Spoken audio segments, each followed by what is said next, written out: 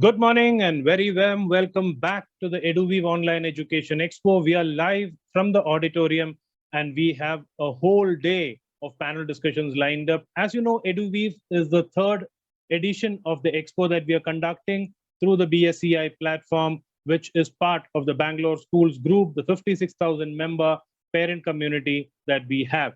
One of the hottest topics that is discussed every day in the group is how to choose a school. And that's something that has been the prime focus of the group as well. We started this by thinking about how to help each other identify schools for ourselves. And that's where Shweta got this idea of forming a group. We've all been beneficiaries of this whole idea. And today we have a group of 56,000 members where members help each other, help and identify schools for themselves. That's the topic that we are going to discuss with two eminent panelists and a very, very wonderful moderator that we have for today. So let me introduce our moderator. Luvina Rangel is a big, tall, curvy yogi on a mission to inspire an inclusive yoga culture. She began her yoga journey at the age of 12 through a Learn Yoga in 30 Days book. Following an accident in 2008 that left her with a severe spinal injury, she found renewed mobility through yoga and chose to embark on deepening her practice and has spent the past decade learning to teach yoga, especially to those with spinal injuries and physical limitations. With an academic background in medicine, holistic health, and teaching credentials in Ayurvedic lifestyle and meditation, with Deepak Chopra's Center for Wellbeing, Luvina is one of India's leading yoga anatomy teachers based in Bangalore. She is certified from Hatha Yoga, from Bihar School of Yoga, Prenatal Yoga, and Yoga Alliance, as well as Yoga for All. My privilege to introduce our moderator for today, a very good friend, a mentor, and a support system for the Bangalore schools community for the last almost a decade. Good friend of ours, Luvina Rangel, as the moderator for this panel. Over to you, Luvina. Thank you, Manoj. Namaste, everyone, and a very good morning. It is a privilege, to be having this conversation with friends, really, friends who do such a fabulous job. As I think one part of the intro that is missing, and I think I should add it for Bangalore schools in particular, is that I'm a parent. I'm a parent of three. And I think I've done this round of choosing a school 3 times round. So there's almost a sense of perfection that comes through. In fact, I think it's about 6 times round, once outside of India and then once in India. So thank you very much for that intro, Manoj, and for the opportunity to moderate this very, very important conversation that seems to be, on the top of every parent's mind when it comes to their children, when it comes to education and schooling. So I'll not waste any time, and without further ado, I would like to introduce our panelists for today. Very interesting people who I've had the privilege of getting to know over the past few days. My first panelist online is Sarath Vadakattu, and he is the founding director and the architect of the vision behind Envision High, the Future Plus School. He is an award-winning educationist who has led Envision Group to multiple prestigious Pan-India awards in the field of education since 2009. An engineering graduate with a PG in business management from XLRI Jamshedpur, Sarath comes with 2 decades of international exposure, spanning 4 continents in the fields of software engineering, business development, marketing, and education. Sarath has traveled extensively across the world to explore and experience different cultures, people behavior, living conditions, and this has helped him understand the impact and value of education from a global perspective. I think this is a brilliant add-on to what we look for our children today. And welcome, Sarath. I am so pleased to have you on the panel today. Thank you, Luvina. Thank you so much. Our next panelist is Sandhya Vishwan. Sandhya is an education consultant who helps parents and families find the right fit of school, curriculum, and all things education. Sandhya is the director of BSEI and of Madpai Education and is an expert in early childhood. She is the go-to expert, everyone. She is the go-to expert for homeschooling in Bangalore. Sandhya is a homeschooling parent of 2 sons and has been awarded multiple times by various education bodies for her contribution to parenting and early childhood education. She has the unique background of being an engineer and a psychologist. Welcome, Sandhya. Absolute pleasure to have you and to just get into this conversation.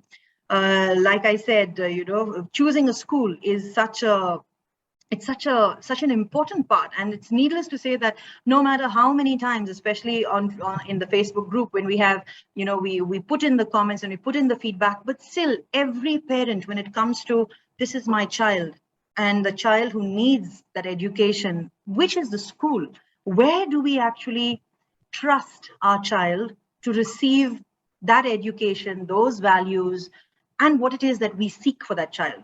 So as parents, we are one important stakeholder in it. The school becomes the other one, and then of course keeping it very child-centric, which is where most of us as parents of 2021 and moving into 2022 and beyond are looking for.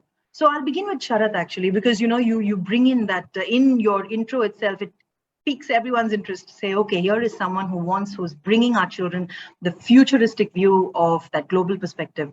So Sharath, over to you. How would you say parents should choose a school? Thank you. Good morning and namaste. And a warm welcome to all the audience today for taking out time and coming here. I think, yes, it's a very tough question to answer, because more than any constants over there in the factors of choosing a school, I think everything is dynamic almost. I think because it depends on the family, it depends on the place, it depends on the situation, it depends on the financials. So there's so many dynamic factors of choosing a school, right? So I think if you have come today thinking that after an hour you'll have a diamond-studded formula and go back and you'll be able to choose a school, I'm sorry to disappoint you.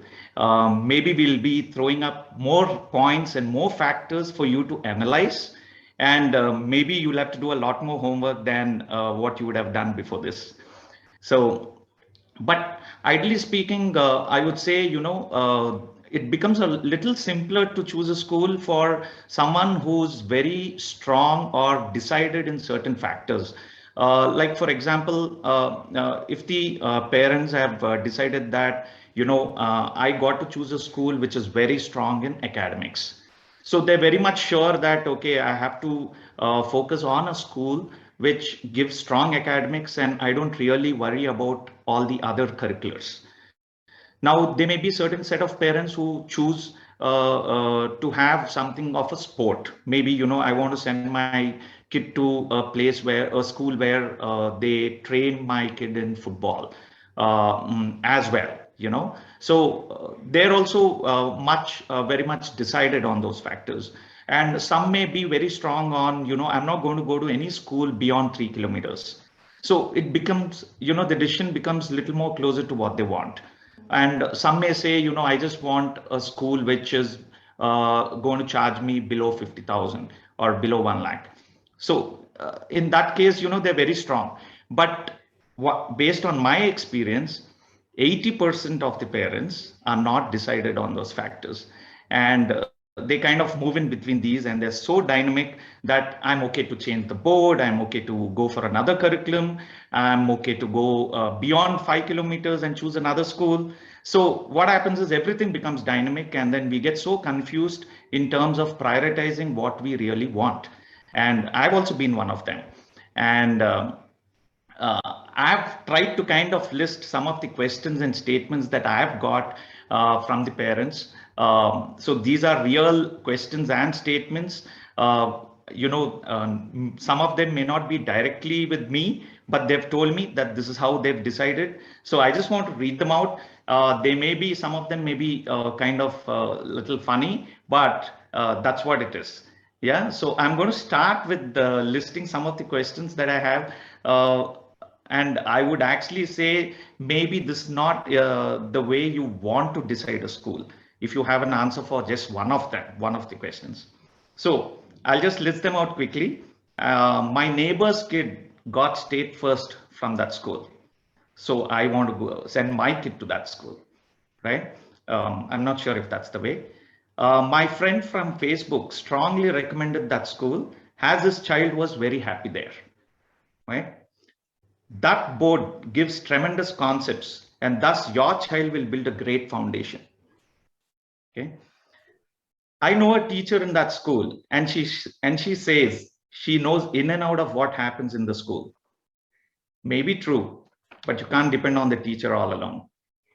Okay. Rahul Dravid studied in that school, so I would send my kid to that school.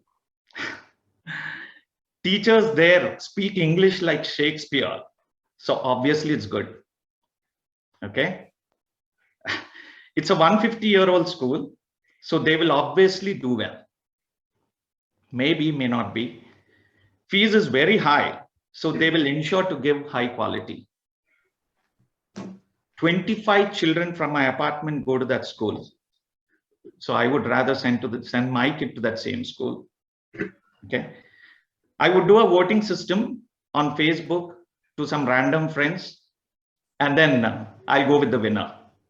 Or I've heard parents say, you know, we come down to around some 5 schools and I just do an inky pinky pocky. Okay.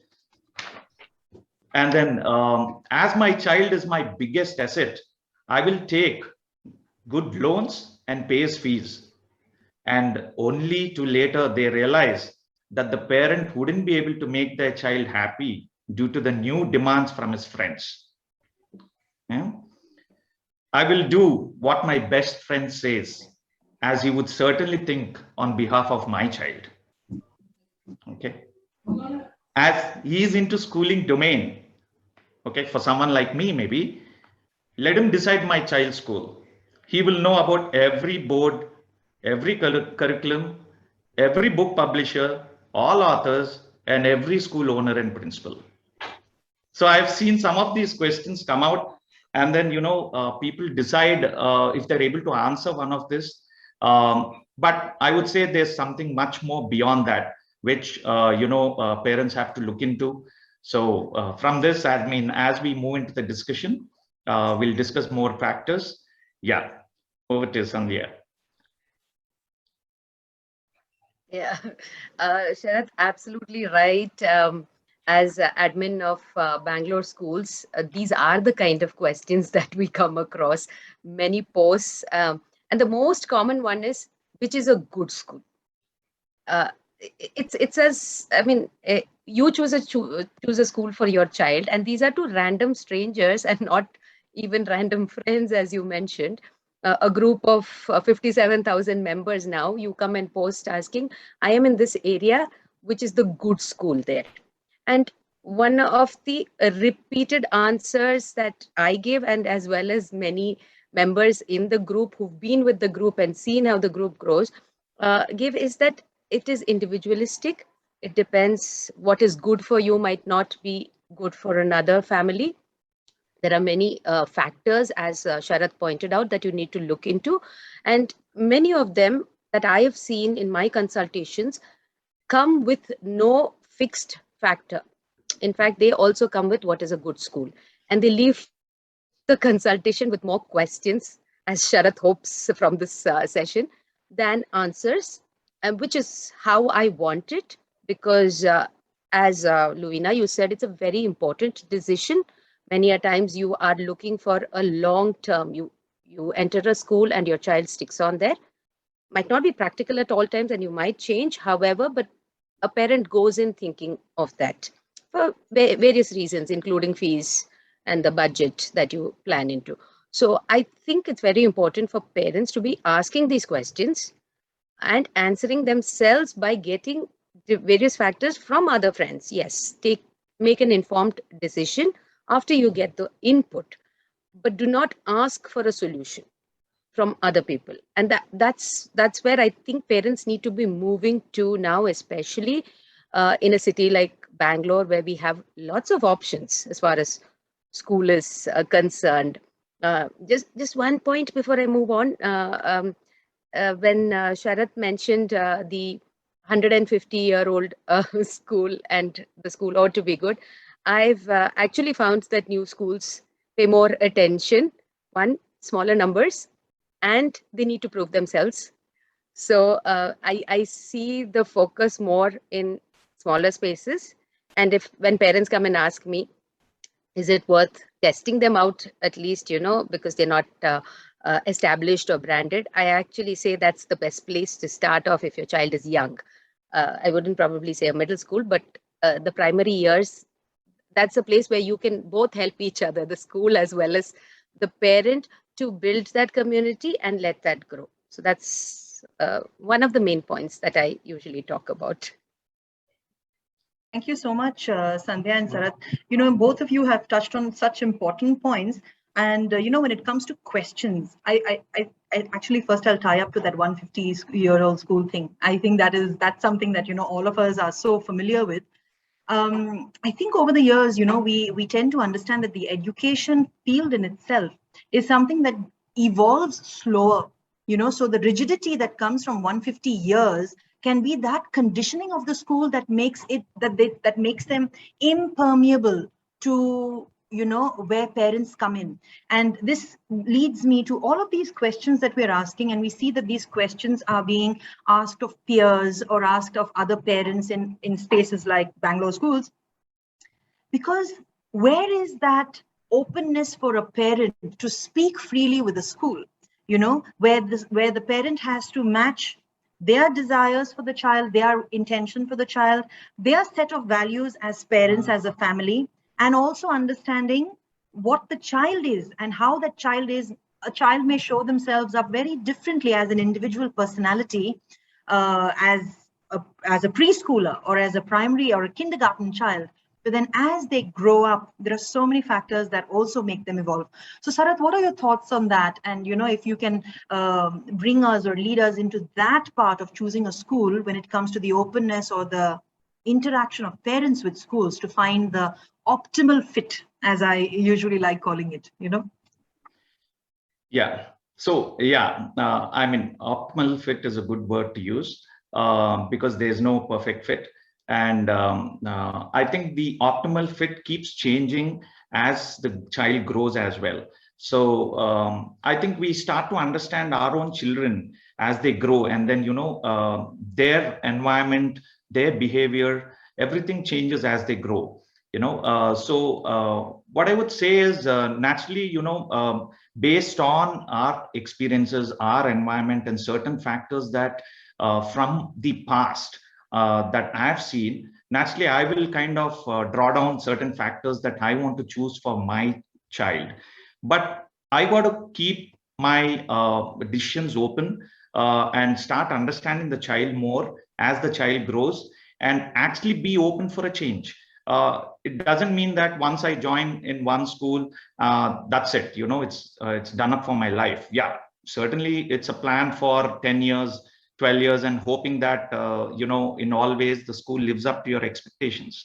But I think I would rather, as a parent, I would rather keep the decision open and continuously, just like how we have moved into the phase of assessing a child on a continuous basis. It's not like, one exam and then the child is assessed at the end of the year. It's no more that way. Same way, I think the school also, when a parent joins, they're going to do continuous assessment year on year, and then see that, they maintain a good rapport with the, management or the authority, and then, keep giving them feedback and see how the behavior is of the school. And maybe, you could make your decisions based on that. So that gives the school also an opportunity to improve themselves and actually prove themselves, based on the feedback. Thank you, Sharath. Sandhya, how would you bring in? I know you have a wealth of experience in this question and answering this question. Yes. So I've always believed that family, parents, as well as children and schools are stakeholders in this whole thing, including educators. That's also the reason the platform, this EduWeave as a platform, we try to connect these stakeholders. So the thing is, I believe in a school that, like Sharath said, which is transparent and open to communication with parents, because I believe that the schools and the families grow together. it's not just the child that is changing. Even as a parent, you evolve. Lumina, you are a mother of 3. You would also realize the kind of space you were looking for your first child be very different by the time your second and your third came along, because you would have realized it depends on the child's personality as well. You've changed, your lifestyle would have changed, your life experiences would have changed to be making different choices, probably for all 3 of your children, different choices, right? That's one main thing. And I think parents are not open to that because they haven't thought of it, that they would change. Their requirements would also change based on the needs of the child as well as the family. That's one very important factor to keep in mind. And if they haven't given this thought early on, and I understand with the being a first time parent, there's a lot more anxiety that goes into choosing a school because they don't even know what is the right fit for a toddler. What is the kind of space that I need to be looking at? This is a little bit of a hand-holding that I do with many young parents, but by the time their second and third comes along, they're quite sorted out in that to be able to make that choice. And schools, I do see quite a few new schools in Bangalore that work with the parents, especially for the particular child, and not just generally hearing them out. They look at it as a collaborative effort on how can we help our child. Both of them see the child as theirs, which I think is a very important factor that you need to look into, whatever the academic structure or the board or proximity to home that you're looking at.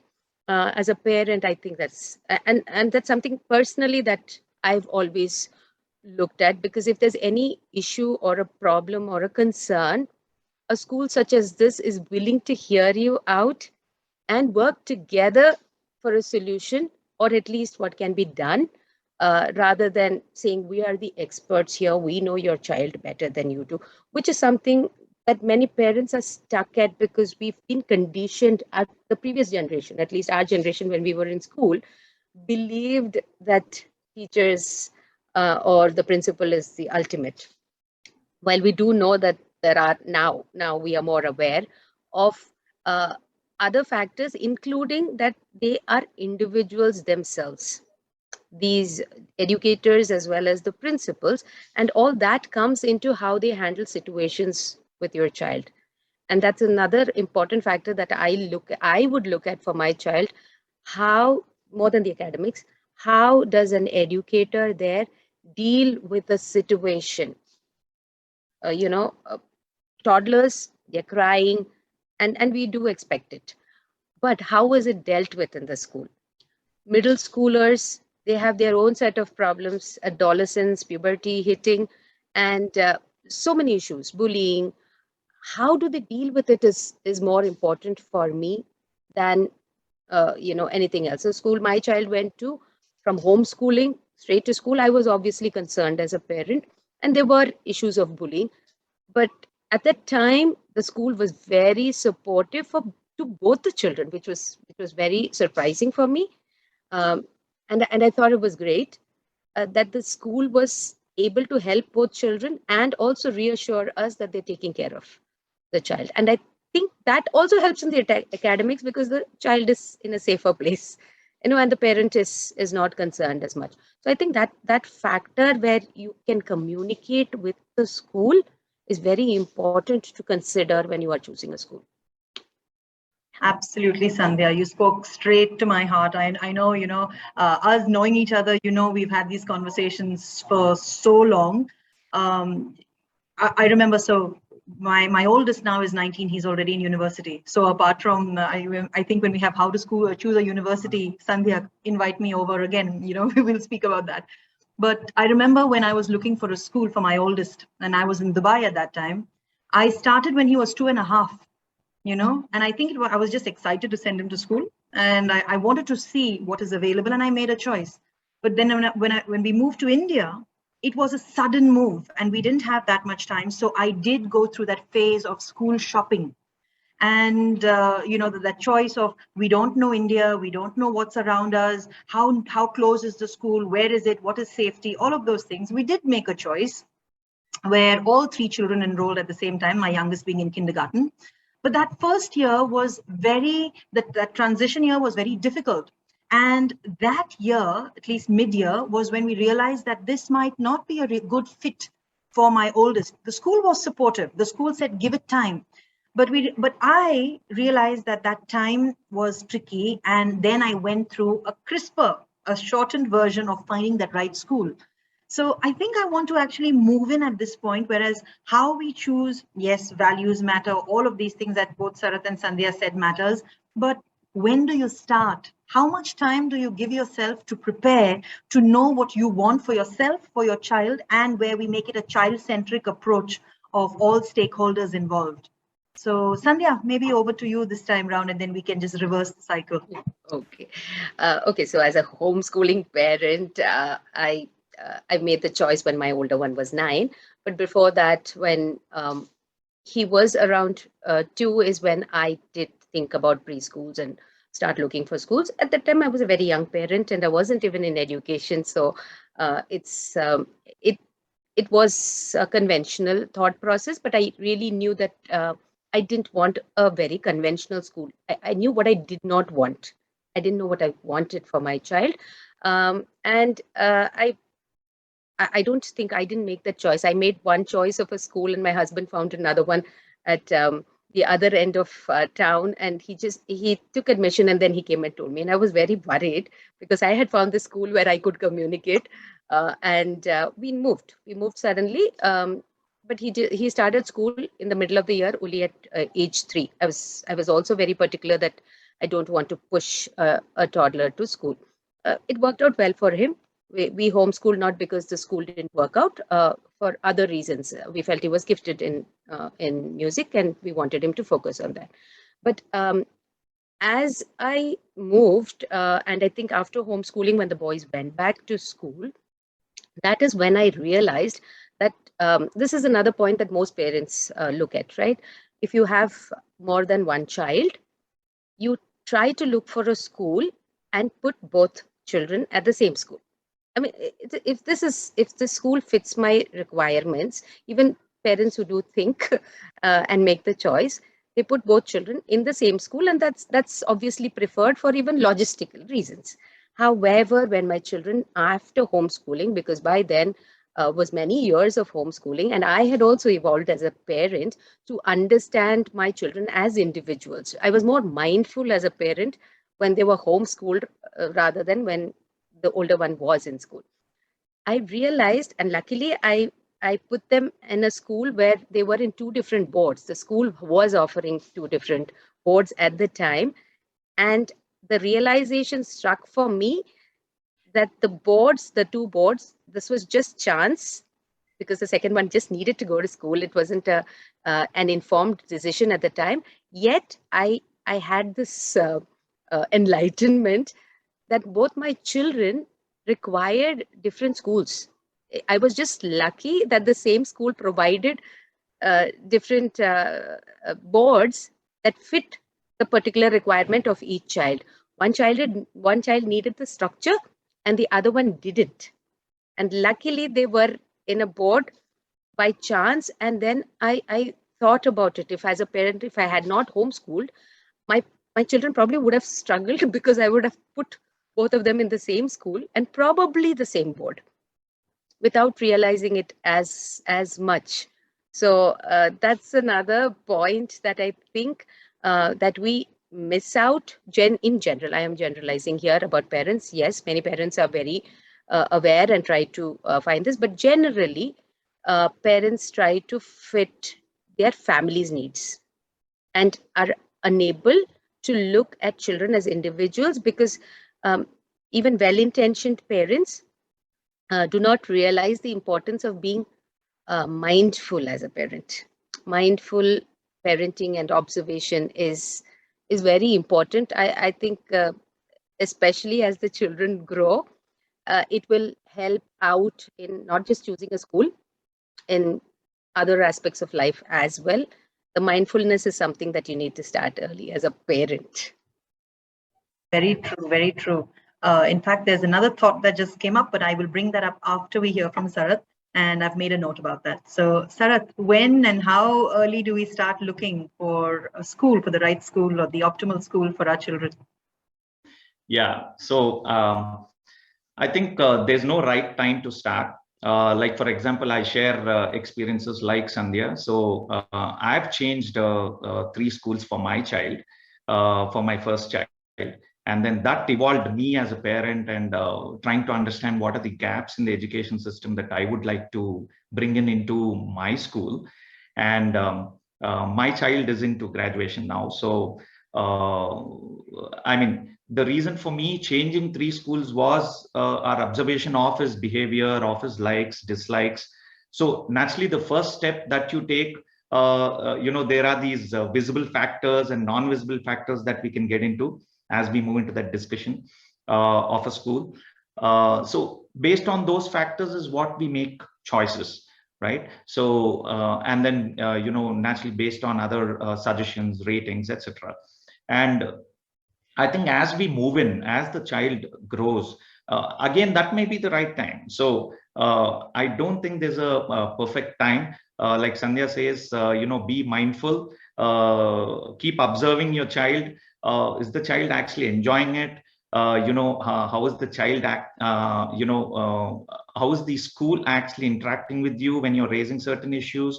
Are they able to provide the solutions for you and make it better for your child? Or are they actually very rigid and say that, no, your child has to fit into my environment? So I think you can make choices as we, go along. So, yeah.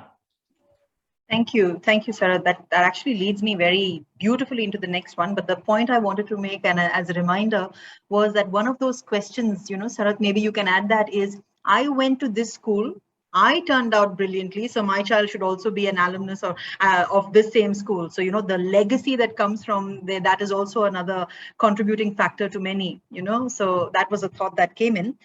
What came in, another aspect that I usually see, and as parents, is that the comparison of a parent in this education industry being a consumer versus keeping it child-centric.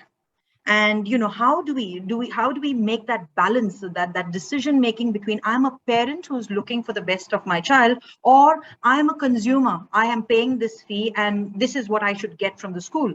It involves a lot of that openness of how a parent interacts with the school, how free they are. So in the way I had chosen my schools, 2 of the 3 were very, very open to parental interaction, which gave me as a parent a lot of comfort and a lot of confidence in knowing and being assured that the parents and the teachers and the school were on the same side of working for the child, and it was very child-centric.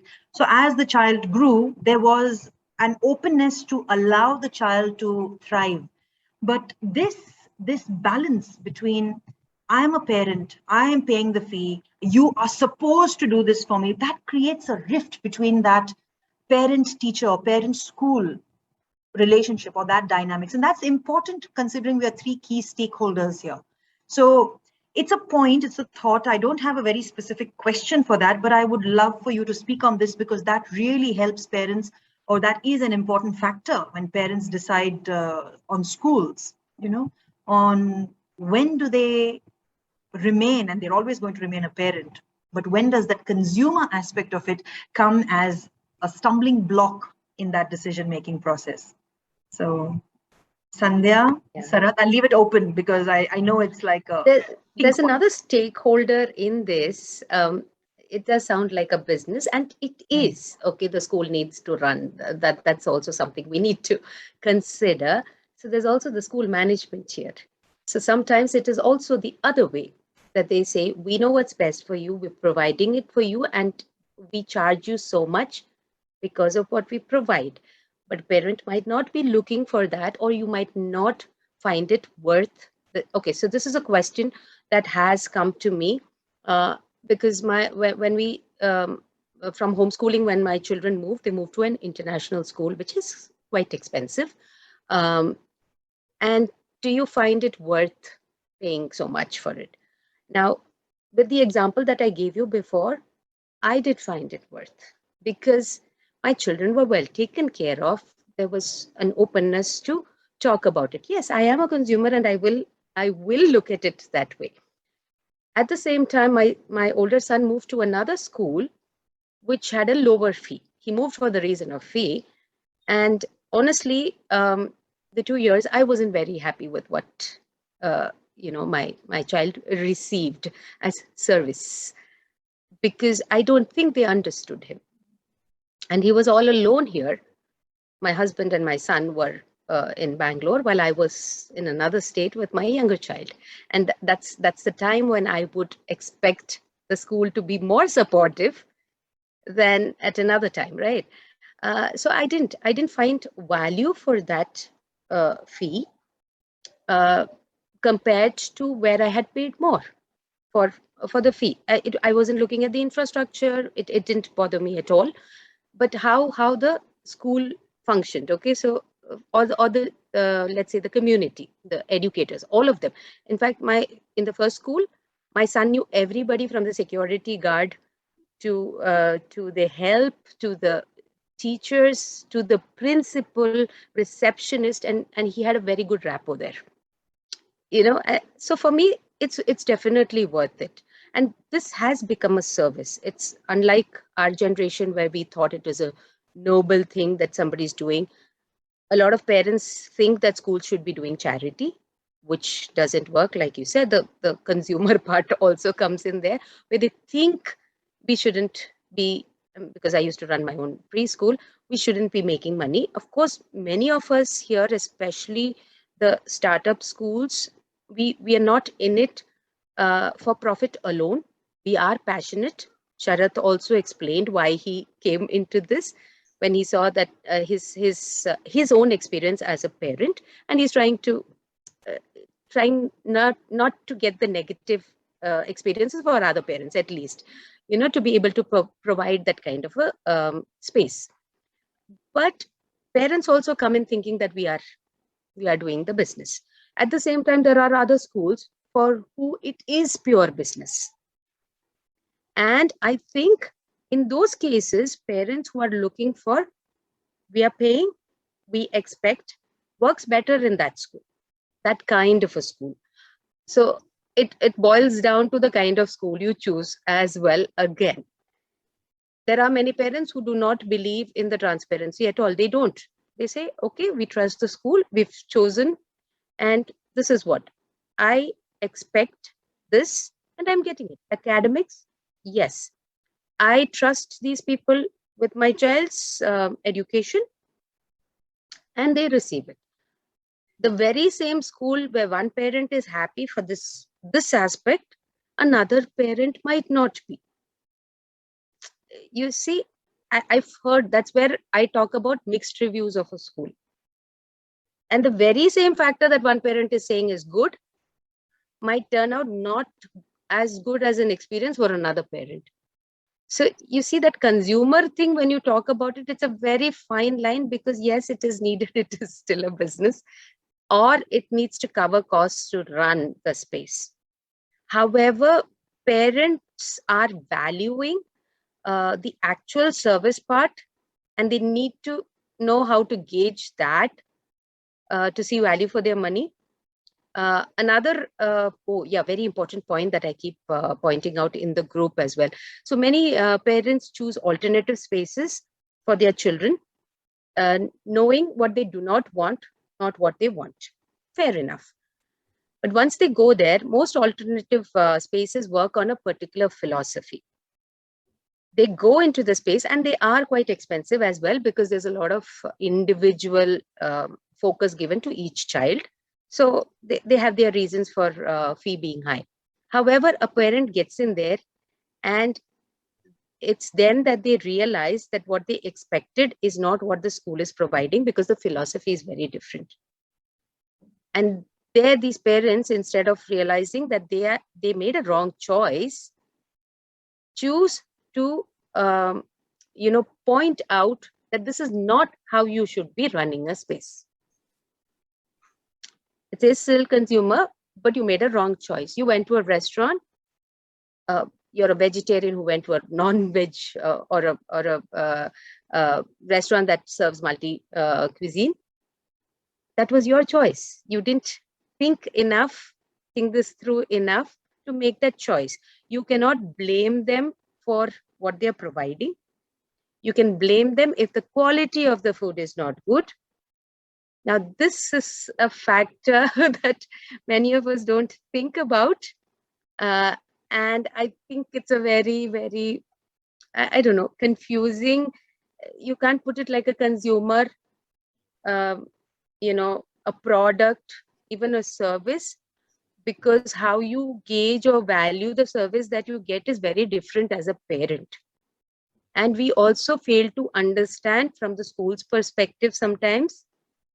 And in that case, both get defensive.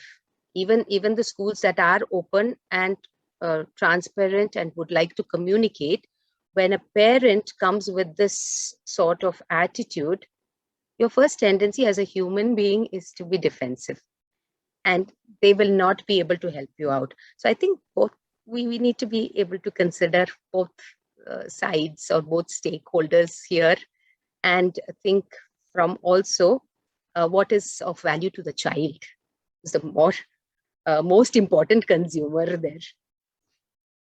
Very true. Thank you for that, Sandhya. Sarath, what are your thoughts on this? Yeah, I certainly agree with what Sandhya said. I mean, the consumer dynamics have changed with respect to, what a school is. When we were young, we would send anyone to a school down our lane and then, just leave the child there. They would have a, maybe small ground and, all the children and maybe just one football for all of them. And we would still be okay with it. Probably we didn't have much choice. Probably the environment was such that if I go and raise, the first thing that they would do is take out a grudge on my child. There was a fear like that as well in those days. And probably they would just kind of debar my child, and then I would have to find another school. So there was a lot of fear in the parents in those days. But now, if you look at it, right, it's it's kind of developed, evolved as a service, like Sandhya says, right? There's nothing wrong in the consumer expecting something as a service for what they pay. But at the same time, like she said, I can't be too forceful on it and calculate everything with what I'm giving. Because many times parents don't get to see what hard work, there's so many quality factors that, from the background school keeps putting in much beyond what actually is being paid by a consumer. And maybe the better way to get them is make them aware of what the school is doing. Maybe in certain places, get the parents involved in executing certain things along with the school. Maybe they'll be part of the growth of the school and also understand, the pain points, be it the financials, be it the budgeting. For example, we even wanted to involve, as we move, the ideas that we have is we want to involve our children also executing certain events all by themselves. For example, an annual day is always kept away from children. But, what if I said that, okay, this is your budget, and, the children form the team, they form a mixed age group, and then, they form a team and execute certain part of the annual day. And then the children go back and share with their parents, this is what it is, I assigned this to this resource, and this resource didn't come on that day. So how do I handle that situation? So it not only teaches the skills of budgeting, financials, the pain points, and when I involve the parents also in that, I think there is lesser chances of that negativity creeping in. So there's a trust that can be built, and it has to be built over time. And that's when you'll see that, when the school actually increases the uniform by a few hundred rupees, you don't see parents kind of causing a revolt there, saying, you're making money out of this. But I think it's all based on the trust, and that line has to be raised between, what a consumer is and who the seller is here. So that's my input. Yes, thank you, Sarath, for that. There was a time when one of the schools had invited me, my son's school had invited me to be one of what they called as a parent volunteer, to accompany them to the Brain Museum here at NIMHANS.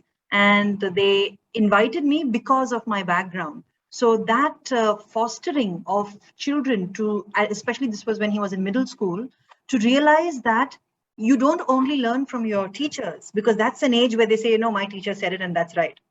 So for me, it was that, okay, my son actually opened his eyes and says, whoa, my mom knows all of this stuff. She really does. She teaches it day in and day out as well.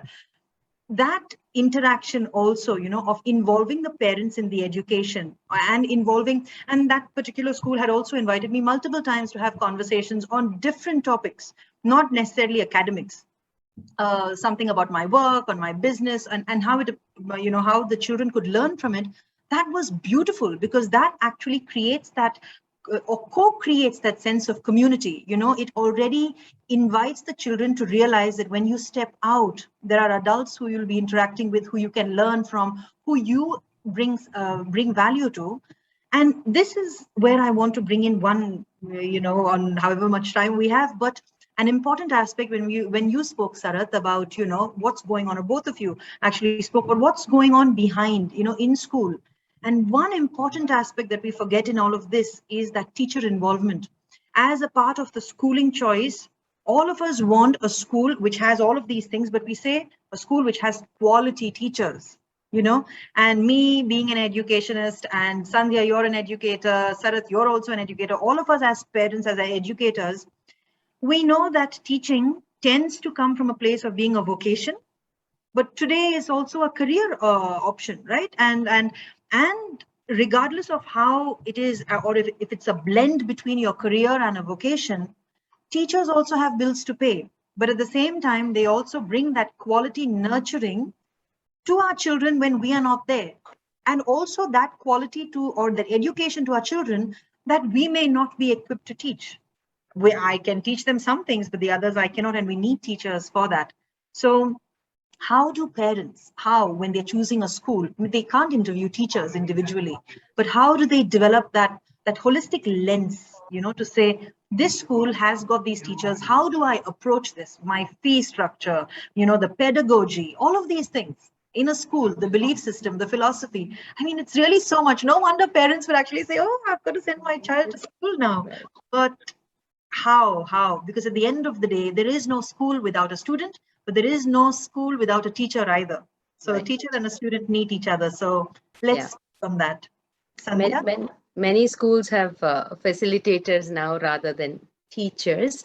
Yes, see, I don't think we can depend on a teacher. They do have good teachers, but how the teachers develop, it's based on the training, based on the philosophy and the pedagogy of the school. So my advice is not to look at the teachers. They might also move. They have personal commitments, many other things that might force them to move schools. But the head of the school. The head of the school, and another important factor that I usually tell, especially when it is new schools, is the management. If the management is also an educator or a person passionate about education, I see a lot of involvement and thought going into running the space. And these people are not going to change, at least not soon. At least the head of the school is going to be there for a longer period of time. The head's thought process or philosophy, or what the head or the management has as a vision for the school, is much more important than looking at the teachers alone, because they will ensure that the teachers are the right choice, or that the training is done in a school. So that's what I would advise a parent to be looking at, rather than the teachers alone. The pedagogy, the philosophy, and how the head or the management sees it. Yes, thank you, Sandhya. That is, crisp and an important, what do you call it? You can't even call it something, an important module for the whole thing. Sarath? Yeah, I think I completely agree with what Sandhya says, because staff, the teaching staff is important, like she said, but they keep changing. But you got to see the culture that's actually being developed. Like they say, this is a very important, effective principle of a pedagogy, where they say how, what, and why does the teacher respond in such a way to a particular problem raised of a child. Why did the teacher actually do something like this? What did she do? And how did she respond to that situation?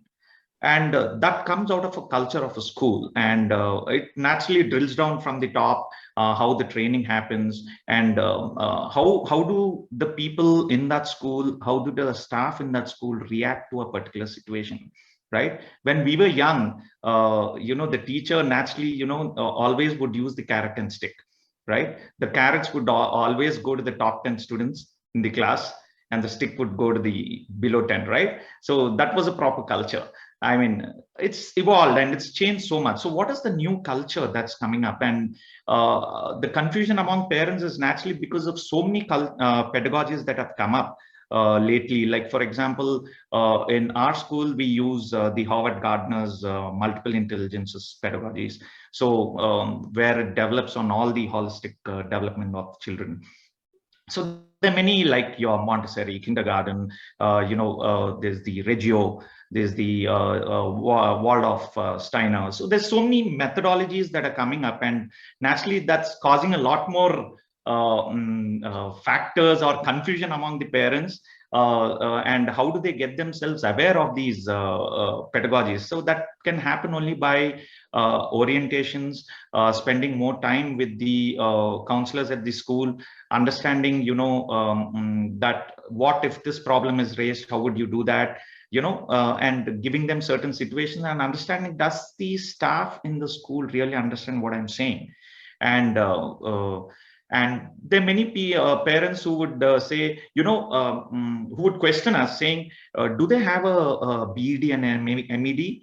And my choice personally has always been, I would rather give, a little more points to the teacher who shows more passion in what she does. So when we do our interviews, we try and put situational questions and understand what the teacher is responding to that particular situation, rather than, me asking objective type questions, 1, 2, 3. No, that's not the way, right? So, and then actually seeing a demo of how the teacher would do, and does the teacher really match what we are looking at, and then bring them on board. So it's not about speaking polished English. It's not about having degrees. But I think as especially at the pre-primary levels, we strongly look at teachers who are more loving, who are who are ready to give that warmth. And as they move, and how are they actually trying to bring in slight discipline into the children, but not at all in that the older ways, right? So I think these are the new methodologies that are coming up, and I think that's how I would actually gauge how the school is going to be with respect to the staff. May I add one point which we haven't spoken about, but we probably should, is we spoke about parents as consumers, but have we really thought about how a parent can contribute to running the school and helping? The thought crossed my mind when Sharath mentioned the example where the child, the annual day, and then goes back. But even parents can contribute, like Luvina said, the same. I'm supposing it's the same school where we were called to speak about our experiences. Both Luvina and I were part of the Kuwait invasion and the war, and they were learning history. And because I was directly there, we were called to talk about our experiences. That's one part, the academic part. But the running of the school, have we ever thought, have we as a parent thought about that? Has the school thought that getting them involved would be better as a partner? to run the school, not just for the child. It's just a thought in my head. It just came up now. Oh, but it's a beautiful thought, Sandhya, because I think some years ago we had spoken about this also. Because I've noticed that here we don't have as many parent school associations, and not as an association which is supposed to come in and only create problems or raise an issue, but actually to collaboratively improve the community of the school, the inner community or the internal community, as well as the larger community when our children come out and become the citizens of the world, So I think that's a beautiful point. I think there is something in there. If it hasn't actually happened, then maybe, this conversation becomes that point of, an invitation to parents to realize that you're not just that parent who is choosing that school, but your role can extend. And of course, it depends on time, it depends on commitment, it depends on what you want to contribute. But you're very right. It also builds that sense of empathy in the parents to understand a little bit more, build the rapport also for that, the two-way conversation between them. I know I had a last point, and it's what you've said actually covers a lot of that about the community that we see in schools. We've got a few more minutes, so I will just mention this, but then for everyone in the audience, in the auditorium, if you've got any questions, for our panelists, please do share them, and we will be able to address them for a few moments.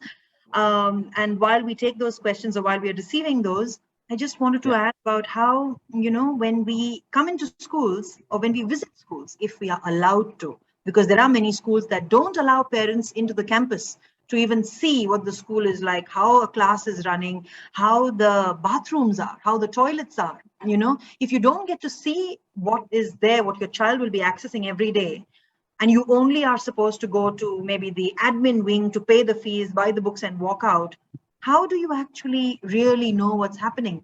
Also, it gives you an idea when you see the entire school children, say if you come during break time, and you see how the children are running around and playing and how they're interacting with each other, how the older children behave with the younger ones, how the little ones actually look up to or how they interact with their older schoolmates.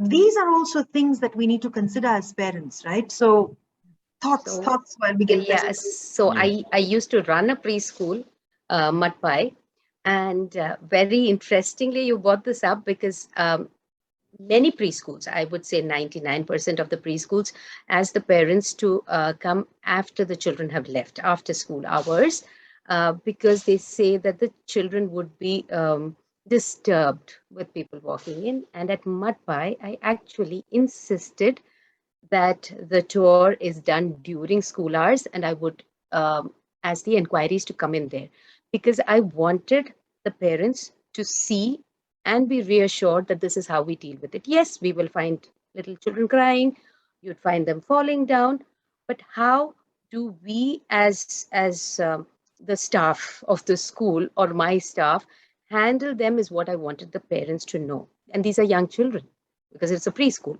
And I'm sure parents for higher grades, like you said, would want to see hygiene, how situations are handled, and all that. Any admin can tell you a lot of things, but how do you know that that's what it is? You cannot go ask a parent because they are going to be telling you their experience, and they probably haven't experienced what you are looking for, right? So I think it's even good practice for the school and good for business also to be letting parents inside, especially if you're very confident. If my little 3-year-olds were okay and fine with parents, new parents and strangers walking in, which is another skill that we try to develop, they knew that. They would, some of them were curious, would look at the the person coming in. Others would just be involved with their work.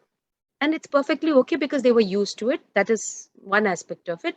But for the new parent who's coming in, it's a lot of reassurance, and they'd be more than willing to support you as a school when they see that there's an openness right there. Okay, I've done it, and I know a few schools in Bangalore that do, but I think schools should be looking at this aspect from every point of view. Yeah. Sharath? Yeah, I think we have done that in the past. So it's always been that, when the parent comes in, so we just kind of walk the parent around and show them. And I think there are two sides of the coin to this. So sometimes the parent really wants to get into the classroom while the class is happening and actually spend some time there. And then, the children suddenly, stop and start looking at the stranger, who's this? And then they spend 5 to 10 minutes on observing that parent. And then, again, another parent comes after 10 minutes. So it's a process which naturally we cannot commit completely to. But at the same time, yes, we are open to showing them around so that, the actual disturbance of the class is not done. Yes, I think we have always tried to maintain, that openness. Yeah. There's I can give you just a tip if possible. Montessori has this observation for parents. You don't necessarily have to go into the area where they are working, but a door with a window where a parent can watch if they wish to. And as a school, it's always possible to tell them that you are free to walk in. You can disturb, but you can be observant, right? I didn't mean they need to be going into classrooms, but yes, a practical difficulty, I understand if they want to barge into a classroom and see exactly what is going on there. Very true. I think, while we are winding up and while we are closing, to this very point that we're discussing, I also want to bring in that observation and that feedback also from schools that I had received, that there is also a very pressing need for schools to be mindful of safety. That when parents, so like legit parents, yes, we come in, yes, you can, but then there is the safety aspect of getting an adult, a strange adult who comes in, who may or may not be a parent. Why is that parent in? And I understand fully, and I'm fully aware, and I appreciate schools who take that into account to say why we restrict. But at the same time, I think, when schools or representatives of schools who are listening to this conversation will also know that how it is very reassuring and confidence building in the parents to know what is going on inside the school, to assess facilities, to also bring in an external perspective. Sometimes a parent as an outsider will bring in an observation to maybe some gaps that the school might not have noticed. So it's always a win-win if we don't get into a defense mode. So on that note, I think we've reached the top of the hour and spilt over to a few minutes, but can I add in some factors here that I have listed where parents can go beyond what they see, like your infrastructure is quite visible to the eye, your ratings and reviews are quite visible to the eye, the people are visible who are around, taking you around in the school, or the staff, naturally the vicinity, the fees, the leadership, they're all quite visible. And I think parents got to be aware of how are the schools actually going child-centric in terms of, are they interested in developing values like integrity of the child, and how are they going about it, right? How are they actually improving the courage, the values like courage, like your loyalty, the respect, the empathy, the humbleness. So how are they actually focusing on improving values of a child? Much more than the factors that I've listed before. How are they working on the emotional quotient? There are things like adversity quotient that have come in now because of things like COVID. It becomes all the more important. How are they working on children handling adverse situations? And they're like kind of pampered now, and then suddenly when they move into real life scenarios, you see that it's not as good as how it was. And intelligent quotient is anyway worked upon by many of the schools. So the social quotient, how are they actually trying to handle in a social environment? How are they going to handle people? How much do they listen? How much do they talk? So how does a school work on all these things? Are something that parents can be more aware and talk to the school as to, are they working on such quotients, right? Yeah. Very important factor. Yes. Very important indeed. Yes, that truly, encapsulates what we are looking at when it comes to schooling. The overall, that's why we call it so holistic, right? All right. I think we really have reached the top of the hour. I don't see any questions that are coming in from the auditorium. Yes. So on that note, I think I'd like to thank both of you, Sharath and Sandhya, for your time, for your expertise, for your thoughts, and for your contribution towards the community, and for actually engaging with me and, really reminding me of not just the remaining two who are still in school, but actually acknowledging that journey of how I've, as a parent, gone through in choosing a school, university, choosing my child over, whatever. And I think me as a parent, on making those choices, very difficult choices on the kind of child I want to leave to the world in the future, the kind of citizen I want to leave to the world. So thank you very much, Bangalore Schools, for having this beautiful conversation, and very enlightening one also for all of us as a parent community and for our children. So from my behalf, I am Lovina Rangel. Thank you very much for having me over, and namaste. Thank you so much, Lovina, for that wonderful moderation. Quite a lot of points that came up, which I'm very sure will be literally a depository for the parents to come back at any point of time and look at when they're looking at a school. I think we should tell parents that this is where you start the search from. Watch this video, you will get an idea what to search for, how to search for. We also had a beautiful discussion yesterday, Sharath, on choosing the board. So they go in from here to there, and then finally they'll be able to make an educated decision. So most of those topics are getting covered. A big thanks from the EduWeave community to Sharath and Envision High. As you know, Envision High is our co-sponsor for the EduWeave. Thank you so much for Sharath for continuously supporting us and giving us very valuable suggestion. I mean, I would like to look up to all of you as our partners, just like how Sandhya was talking about parent school partnership. For us, this is about partnering with the 5 pillars of education together: the schools, the parents, the educators, the students, and the service providers. So thank you for giving us that support. Thank you for trusting us, and thank you for being with us in the thick and thin. So a big thanks to Envision team for that, and we look forward to collaborating you much more. We want to definitely bring up more discussions in the group as well, wherein your team can also come in and share your views on that. I don't have to thank Sandhya because she's part of this whole game together. But a big thanks to Lovina because she's been in the community for such a long time, contributing well to the community as well as to other parents, supporting us, both me, Sandhya, and Shweta, whenever we needed a fallback option. There have been people like Lovina who have always been there. So a big thanks from all of us for the support. We will break now. And the next discussion is a very interesting discussion that is going to come up on how to raise an empathetic child.